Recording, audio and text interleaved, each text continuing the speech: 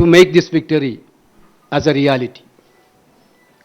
I sincerely thanking our Honorable Congress President who actually spent 1 month continuously for election campaign and monitoring. Actually, this Gado of victories was initiated through Bharat Jodo Yatra by Rahul Gandhi ji. The energy to the cadre has been started that point of time itself. Sincerely thanking, he also spent many days for campaign. And we are thanking Rahul Gandhi also for his sincere campaigning and guidance. Madam Priyanka ji also extensively toured. Her show was big hit in Karnataka. And I would like to thank Priyanka Gandhi ji also on this regard. Of course,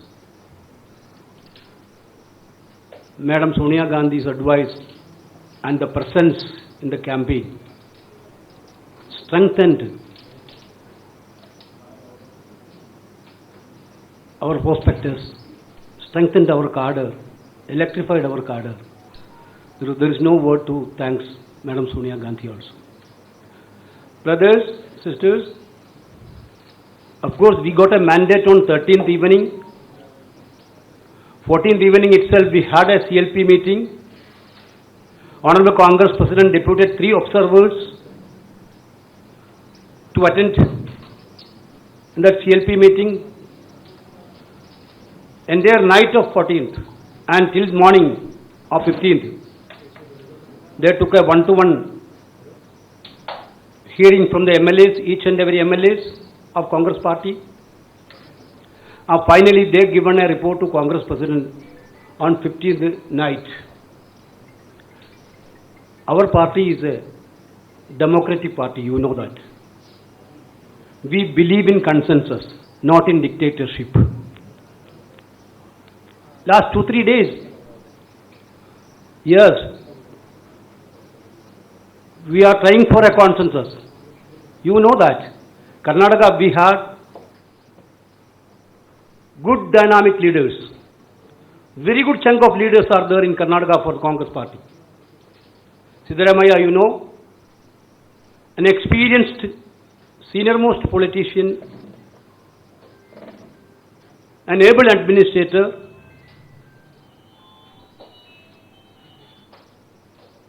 He is contributed a lot for this election for the party.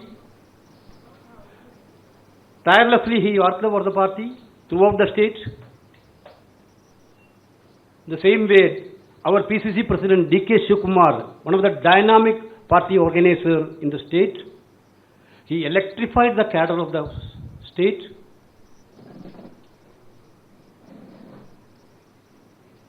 Wherever little gap is there, President D.K. Shivakumar, one of the dynamic party organizers in the state, he electrified the cadre of the state.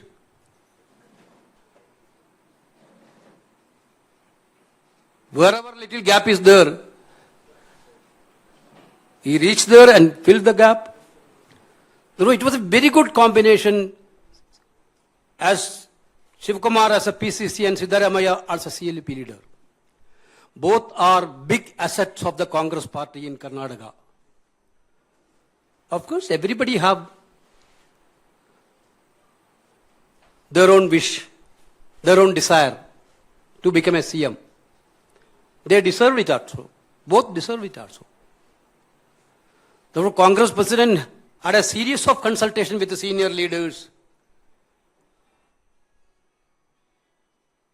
And one-to-one discussion with the Siddaramaiah ji and Shivakumar. We are all the part of that discussions. And he took opinion from Madam Sonia Gandhi, Rahul Gandhi and Priyanka ji and other senior leaders. Finally, Congress President took a decision on Karnataka's CLP leader issue.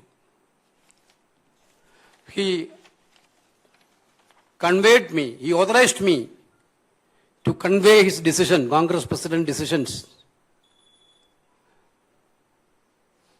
to the media, through the media to the people of Karnataka and the nation. He decided to make Siddaramaiah as the Chief Minister of Karnataka.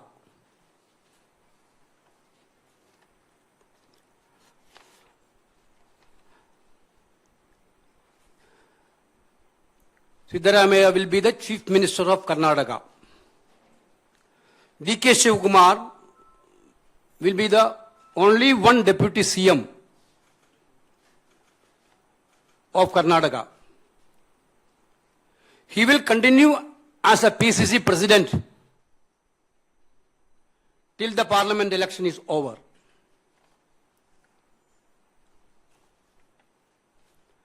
Already,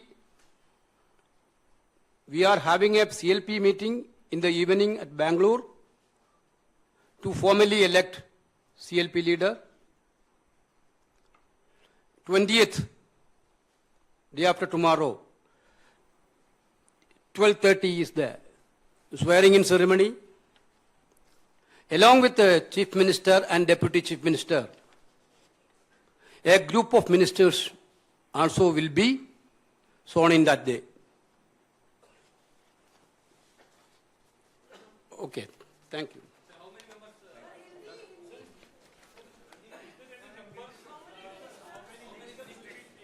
That you will know. नमस्कार साथियों, जैसा कि आदरणीय केसी वेणुगोपाल जी ने कहा,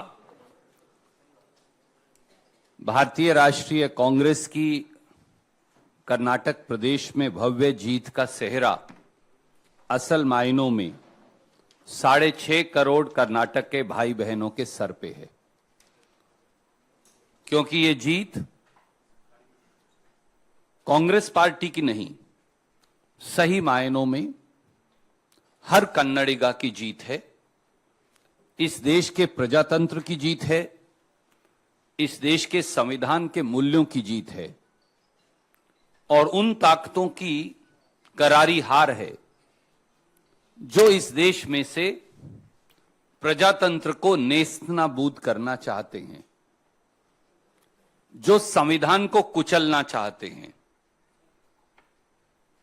जो प्रजातांत्रिक परंपराओं को बुलडोजर के नीचे आए दिन दबाते हैं। इस देश के हर गरीब की जीत है, इस देश के मध्यम वर्ग नौकरी पेशा व्यक्ति की जीत है, इस देश के छोटे छोटे उद्योग चलाने वाले हर व्यक्ति की जीत है। संगठन के लिहाज से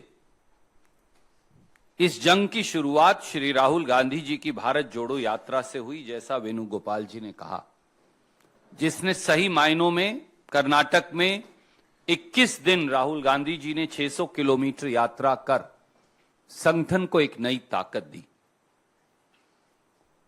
उसके बाद सिद्धारमैया जी, डी.के. शिवकुमार जी और कांग्रेस के सब नेताओं ने मिलकर प्रजाध्वनि यात्रा से प्रदेश के कोने कोने में एक अलख जगाई।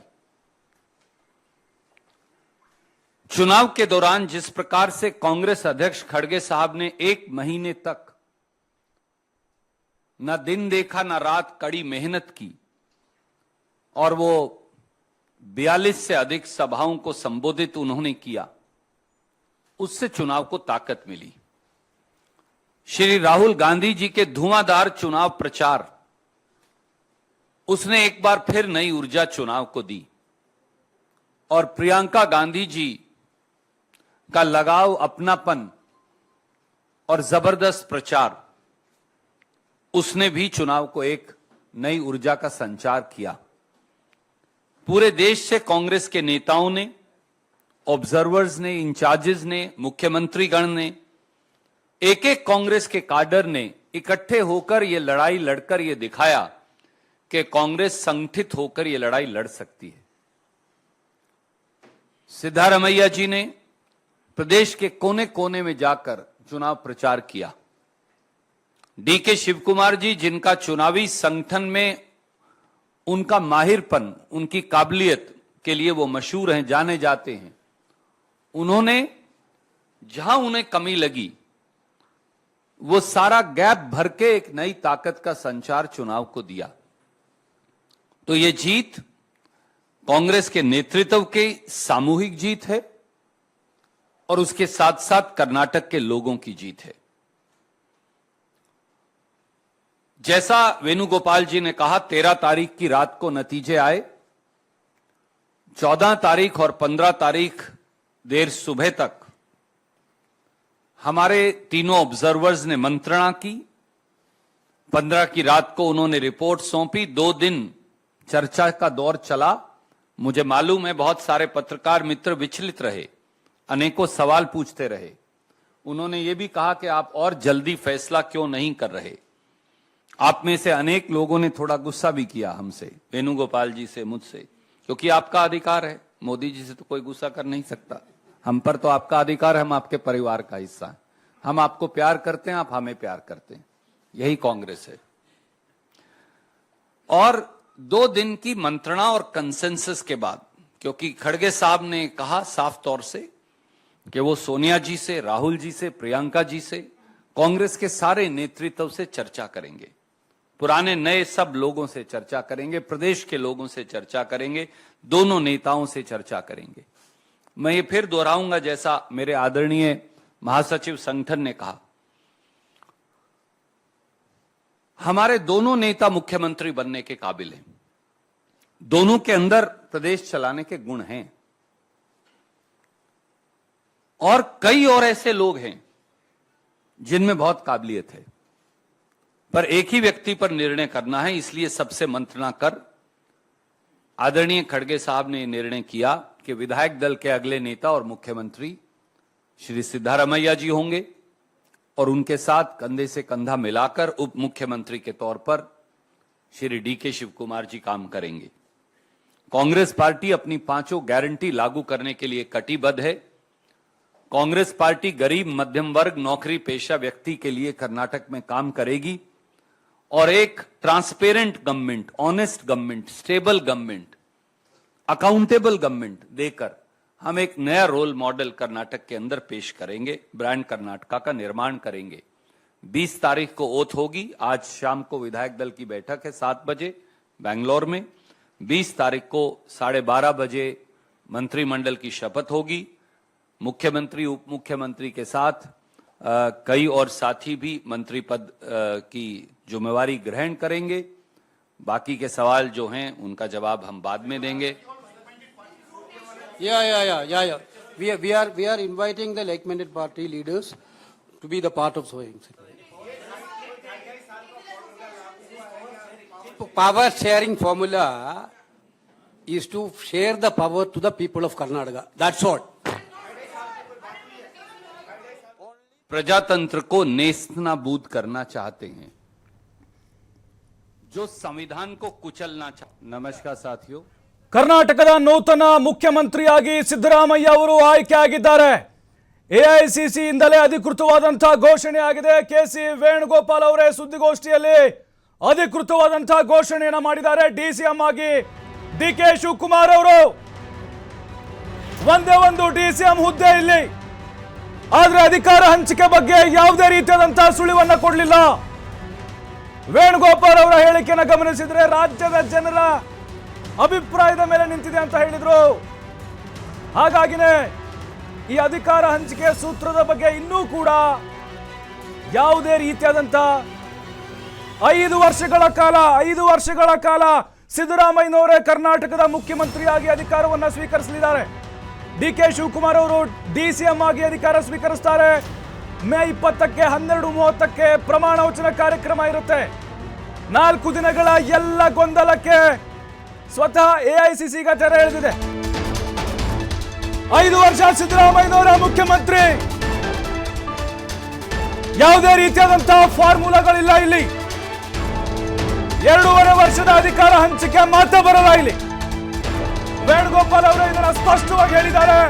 5 ವರ್ಷ ಸಿದ್ದರಾಮಯ್ಯನವರು ಮತ್ತೆ 5 ವರ್ಷಗಳ ಕಾಲ ಸಿಎಂ ಆಗ್ತಾ ಇದ್ದಾರೆ. ಬಹುತೇಕವಾಗಿ ಎಲ್ಲರೂ ಅನ್ಕೊಂಡಿದ್ರು, ರಾಜ್ಯದ ಜನರು ಅಪೇಕ್ಷೆ ಅದೇ ಆಗಿತ್ತು, ಸುಭದ್ರವಾಗಿ ಸುಸ್ಥಿರವಾಗಿ 5 ವರ್ಷ ಸಿದ್ದರಾಮಯ್ಯನವರು ಇರಲಿ ಅಂತೇಳಿ. ಹಾಗಾಗಿನೇ ಇಲ್ಲಿ 30-30 ಫಾರ್ಮುಲಾ ಅಥವಾ 2.5 ವರ್ಷ ಯಾವುದು ಇಲ್ಲ. 5 ವರ್ಷಗಳ ಕಾಲ ಸಿದ್ದರಾಮಯ್ಯನವರೇ ಮುಖ್ಯಮಂತ್ರಿ ಆಗಿರ್ತಾರೆ. ಇದನ್ನ ಹೈಕಮಾಂಡೇ ಬಹಳ ಸ್ಪಷ್ಟವಾಗಿ ಹೇಳಿದೆ. Siddaramaiah as the Chief Minister of Karnataka. Siddaramaiah will be the Chief Minister of Karnataka. D.K. Shivkumar will be the only one Deputy CM of Karnataka. He will continue as a PCC President till the Parliament election is over. Through the media to the people of Karnataka and the nation. He decided to make Siddaramaiah as the Chief Minister of Karnataka. Siddaramaiah will be the Chief Minister of Karnataka. D.K. Shivkumar will be the only one Deputy CM of Karnataka. He will continue as a PCC. ಮತ್ತಷ್ಟು ಮಾಹಿತಿ ಕೊಡ್ತಾರೆ ದಶರಥ್ ನೇರ ಸಂಪರ್ಕದಲ್ಲಿ. ದಶರಥ್, ಆ formula ಈ ಸೂತ್ರ ಯಾವುದೂ ಇಲ್ಲ. 5 ವರ್ಷಗಳ ಕಾಲ ಸಿದ್ದರಾಮಯ್ಯನವರೇ ಮುಖ್ಯಮಂತ್ರಿಯಾಗಿ ಆಯ್ಕೆ ಆಗಿದ್ದಾರೆ. ಎಲ್ಲ ಗೊಂದಲಗಳಿಗೂ ಈಗ ತೆರೆ ಬಿತ್ತ ಹಾಗಾದ್ರೆ?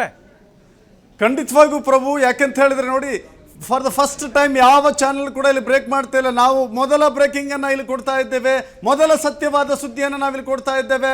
ಸಿದ್ದರಾಮಯ್ಯ ಅವರು 5 ವರ್ಷಗಳ ಕಾಲ ಪೂರ್ಣಾವಧಿಗೆ ಮುಖ್ಯಮಂತ್ರಿ ಆಗಿರ್ತಾರೆ. 5 ವರ್ಷಗಳ ಕಾಲ ಸಿದ್ದರಾಮಯ್ಯ ಅವರೇ ಮುಖ್ಯಮಂತ್ರಿ. ಯಾವ ಅಧಿಕಾರದ ಹಂಚಿಕೆಯ ಸೂತ್ರ ಇಲ್ಲಿಲ್ಲ ಅನ್ನೋದನ್ನ ಹೈಕಮಾಂಡ್ ಸುದ್ದಿಗೋಷ್ಠಿ ನಂತರ ಸ್ಪಷ್ಟವಾಗಿ ನಿಖರವಾಗಿ ಹೇಳ್ಬೋದಾಗಿದೆ.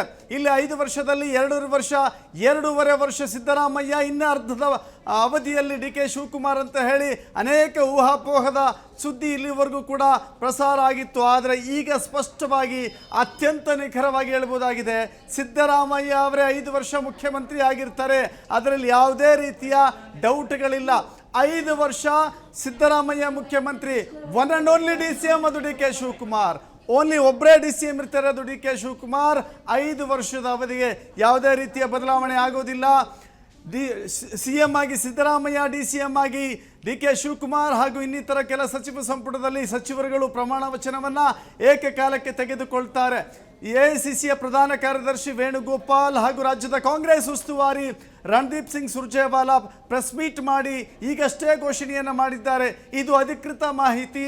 ಅಧಿಕೃತವಾಗಿ ಕಾಂಗ್ರೆಸ್ನ ಹೈಕಮಾಂಡ್ ನಿರ್ಣಯದಂತೆ, AICC ಅಧ್ಯಕ್ಷರ ತೀರ್ಮಾನದಂತೆ ಇಬ್ಬರು ಹೈಕಮಾಂಡ್ನ ನಾಯಕರು ಸುದ್ದಿಗೋಷ್ಠಿಯನ್ನು ನಡೆಸಿ ಮಾತನಾಡಿದ್ದಾರೆ. ಕಾಂಗ್ರೆಸ್ ಭವನದಲ್ಲಿ, ಕೇಂದ್ರದ ಅಂದರೆ ದೆಹಲಿಯ ಕಾಂಗ್ರೆಸ್ ಭವನದಲ್ಲಿ ಮಾತನಾಡಿರುವಂಥ ಇಬ್ಬರ ಮಾತುಗಳನ್ನು ಕೇಳಿಸ್ಕೊಳ್ಳಿ.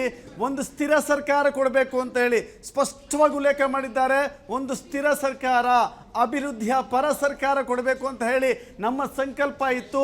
ಹೀಗಾಗಿ ಆ ಸಂಕಲ್ಪದ ನಿಟ್ಟಿನಲ್ಲಿ ನಾವು 5 ವರ್ಷ ಒಬ್ಬರೇ CM ಅಂತ ನೋಡಿ. ಹಾಗೇನಾದರೂ ಇದ್ದರೆ 2.5 ವರ್ಷದ ಅಧಿಕಾರ ಹಂಚಿಕೆಯ ಸೂತ್ರ, ಫಾರ್ಮುಲಾ, ಹೊಂದಾಣಿಕೆ ಏನಾದರೂ ಇದ್ದರೆ ಇವತ್ತು ಹೇಳ್ಬಿಡ್ತಿದ್ರು ಮೊದಲ ಅವಧಿಗೆ ಸಿದ್ದರಾಮಯ್ಯ, 2ನೇ ಅವಧಿಗೆ ಡಿ ಕೆ ಶಿವಕುಮಾರ್ ಅಂತ. ಆ ರೀತಿಯ ಚರ್ಚೆಗಳಾಗಿಲ್ಲ. ನಾವು ಮೊದಲ ದಿನದಿಂದಲೂ ಹೇಳುತ್ತಿದ್ದೇವೆ, ಬಲಿಷ್ಠ ಕರ್ನಾಟಕಕ್ಕೆ ಬಲಿಷ್ಠ ಮುಖ್ಯಮಂತ್ರಿ ಅಂದರೆ ಅದು ಸಿದ್ದರಾಮಯ್ಯ 5 ವರ್ಷಗಳ ಅವಧಿಗೆ ಅಂತ. ಆ 5 ವರ್ಷಗಳ ಅವಧಿಗೆ ಖಂಡಿತವಾಗೂ ಸಿದ್ದರಾಮಯ್ಯ ಇದೀಗ ಅಧಿಕೃತವಾಗಿ ಘೋಷಣೆಗೊಳಗಾಗಿದ್ದಾರೆ. ಘೋಷಣೆ ಆಗಿದೆ. ಸುರ್ಜೇವಾಲಾ ಮಾತನಾಡಿದ್ದಾರೆ, ವೇಣುಗೋಪಾಲ್ ಮಾತನಾಡಿದ್ದಾರೆ.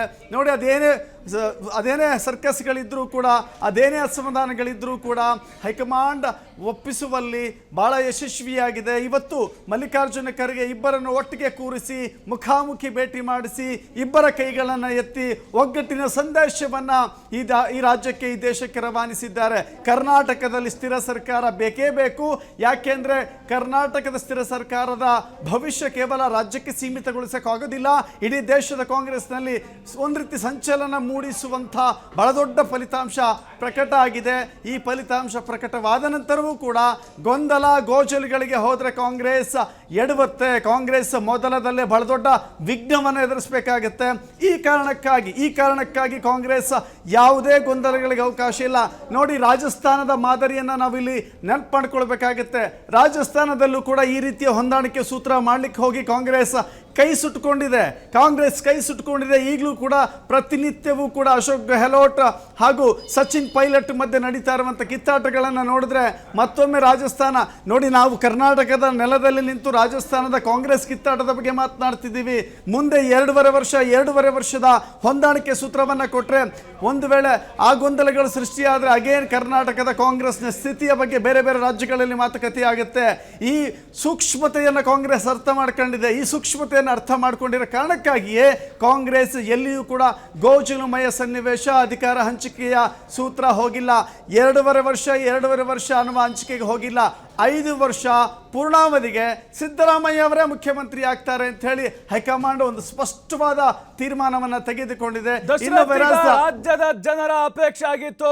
ರಾಜ್ಯದ ಜನ ಸಿದ್ದರಾಮಯ್ಯನವರೇ 5 ವರ್ಷ ಆಡಳಿತ ಕೊಡ್ಲಿ, ಈ ಹಿಂದೆ 5 ವರ್ಷ ಸಮರ್ಥವಾಗಿ ಆಡಳಿತ ನಡೆಸಿದ್ದಾರೆ, ಅವ್ರಿಗೆ ಬೇಕು ನಮಗೆ ಸೂಕ್ತ ಸಮಯ ಅಂತ ಬಯಸಿದ್ರು. ಅದೇ ಆಧಾರದ ಮೇಲೆ ಪ್ರಜಾಪ್ರಭುತ್ವದ ಆಶಯದಂತೆ ಹೈಕಮಾಂಡ್ ನಿರ್ಧಾರ ತೆಗೆದುಕೊಂಡಿದೆ ಅಂತ. ಖಂಡಿತವಾಗೂ ನಿಜ. ಯಾಕಂತ ಹೇಳಿದ್ರೆ ಒಂದು ಸ್ಥಿರ ಸರ್ಕಾರ ಬಂದರೆ ಯಾವುದೇ ರೀತಿಯ ಆಡಳಿತದಲ್ಲಿ ಗೊಂದಲಗಳಾಗೋದಿಲ್ಲ.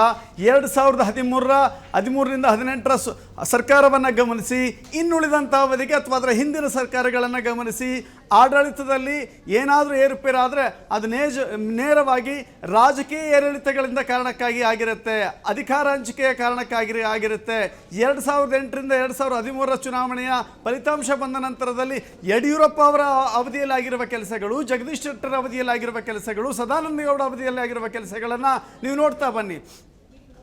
ಅಲ್ಲಿಯೂ ಕೂಡ ಕಿತ್ತಾಟ, ಅಲ್ಲಿಯೂ ಕೂಡ ಅಧಿಕಾರ ಹಂಚಿಕೆಯ ಬಹಳ ದೊಡ್ಡ ಮಟ್ಟದ ರಾಜಕೀಯ ನಾಟಕೀಯ ಬೆಳವಣಿಗೆಗಳು, ಹೈಡ್ರಾಮಾಗಳಿಗೆ ಸಾಕ್ಷಿಯಾಗಿತ್ತು. ಹೀಗಾಗಿ ಆಡಳಿತದಲ್ಲಿ ಬಿಗಿಯನ್ನು ಕಳೆದುಕೊಳ್ತಾ ಹೋಯಿತು. ಆಡಳಿತ ಬಿಗಿಯಾಗಿ ಇಟ್ಕೊಳ್ಳಿಕ್ಕೆ ಆಗಲಿಲ್ಲ. ಇನ್ನು ಈ ಕಡೆ ಬಂದ್ಬಿಡಿ, 2018ರ ನಂತರದಲ್ಲಿ ಬಂದಿರುವಂಥ ಮೈತ್ರಿ ಸರ್ಕಾರ, ಆ ನಂತರದಲ್ಲಿ ಫಾರ್ಮೇಷನ್ ಆಗಿದ್ದಂಥ ಬೊಮ್ಮಾಯಿ ಸರ್ಕಾರ, ಯಡಿಯೂರಪ್ಪನವರ ಸರ್ಕಾರ, ಬೊಮ್ಮಾಯಿ ಸರ್ಕಾರ ನಾಯಕತ್ವದ ಬದಲಾವಣೆ ಆಗಾಗ ಮಾಡೋದ್ರಿಂದ, ಮುಖ್ಯಮಂತ್ರಿಯ ಸೀಟ್ಗಳನ್ನು ಆಗಾಗ ಬದಲಾವಣೆ ಮಾಡೋದ್ರಿಂದ ಇಡೀ ರಾಜ್ಯದ ಮೇಲೆ, ಇಡೀ ಆಡಳಿತದ ಯಂತ್ರದ ಮೇಲೆ ಬಹಳ ದೊಡ್ಡ ಪರಿಣಾಮ, ವ್ಯತಿರಿಕ್ತ ಪರಿಣಾಮ ಉಂಟಾಗುತ್ತೆ. ಹೀಗಾಗಿ ಕಳೆದ ಚುನಾವಣೆಗಳ ಬದಲಾವಣೆಗಳು, ರಾಜಕೀಯ ಮೇಲಾಟಗಳು, ರಾಜಕೀಯ ಹೈಡ್ರಾಮಾಗಳನ್ನು ಗಮನಿಸಿರುವಂಥ ಕಾಂಗ್ರೆಸ್ ಒಂದು ಸ್ಪಷ್ಟ ತೀರ್ಮಾನವನ್ನು, ಒಂದು ಗಟ್ಟಿ ತೀರ್ಮಾನವನ್ನು, ಒಂದು ನಿರ್ಭೀತ ತೀರ್ಮಾನವನ್ನು ತೆಗೆದುಕೊಂಡಿದೆ. ಡಿ.ಕೆ. ಶಿವಕುಮಾರ್ ಅವರನ್ನು ಒಂದು ಘನತೆಯುತವಾಗಿ ನಡೆಸ್ಕೊಳ್ಬೇಕಾಗಿದೆ. ಆ ಘನತೆಗೆ ಚ್ಯುತಿ ಬಾರದಂತೆ, ಆ ಘನತೆಗೆ ಎಲ್ಲಿಯೂ ಕೂಡ ಕುಂದುಂಟಾಗದಂತೆ ಡಿ.ಕೆ. ಶಿವಕುಮಾರ್ ಅವರನ್ನು DCM ಹುದ್ದೆ 2, 3, 4 ಇಲ್ಲ, ಒಂದೇ DCM ಇದ್ರೆ ಮಾತ್ರ ಅದಕ್ಕೆ ಘನತೆ ಇರುತ್ತೆ, ಅದಕ್ಕೆ ತೂಕ ಇರುತ್ತೆ. 3ರಲ್ಲಿ 1 ಅಂತ ಆಗೋದಿಲ್ಲ. ಡಿ.ಕೆ. ಶಿವಕುಮಾರ್ಗೂ ಕೂಡ ಒಂದು ಸ್ಥಾನ ಇರುತ್ತೆ ಅನ್ನುವ ಕಾರಣಕ್ಕಾಗಿ ಒಂದೇ DCM ಅಂತ ಹೇಳಿದ್ದಾರೆ. ಇನ್ನುಳಿದಂತೆ ಸಚಿವರನ್ನ ನೋಡಿ, ನಾವಾಗ ಮಾತಾಡ್ತಿದ್ವಿ, ದಲಿತರ ಓಲೈಕೆ ಆಗಬೇಕಾಗಿದೆ, ಲಿಂಗಾಯತರ ಓಲೈಕೆ ಆಗಬೇಕಾಗಿದೆ, ಇನ್ನಿತರ ಸಮುದಾಯಗಳ ಅನೇಕರು ಕೂಡ DCM ಹುದ್ದೆ ಕೇಳ್ತಾರೆ ಅಂತ. ಇಲ್ಲಿ ನೋಡಿ, ಡಿ.ಕೆ. ಶಿವಕುಮಾರ್ ಒಬ್ಬರೇ ಅಂತ ಹೇಳಿದ್ರೆ ಇನ್ನುಳಿದವ್ರು ಕೇಳಲಿಕ್ಕೆ ಅವಕಾಶನೇ ಇಲ್ಲ. ಒಬ್ಬರಿಗೆ ಕೊಟ್ಟರೆ, ಈಗ ದಲಿತರಿಗೆ ಅಂತ ಕೊಟ್ಟರೆ ಲಿಂಗಾಯತರಿಗೆ ಕೊಡಬೇಕಾಗುತ್ತೆ, ಲಿಂಗಾಯತರಿಗೆ ಕೊಟ್ಟರೆ ದಲಿತರಿಗೆ ಕೊಡಬೇಕಾಗುತ್ತೆ. ಈ ರೀತಿಯ ಸಮಸ್ಯೆಗಳು, ಗೊಂದಲಗಳು ಸೃಷ್ಟಿಯಾಗುತ್ತೆ ಅಂತ ಪೂರ್ಣಾವಧಿಗೆ ಸಿದ್ದರಾಮಯ್ಯ ಮುಖ್ಯಮಂತ್ರಿ, ಪೂರ್ಣಾವಧಿಗೆ DCM D K. Shivakumar. Prabhu, thank you Dasharath, ತಮ್ಮೆಲ್ಲ ಮಾಹಿತಿಗಾಗಿ.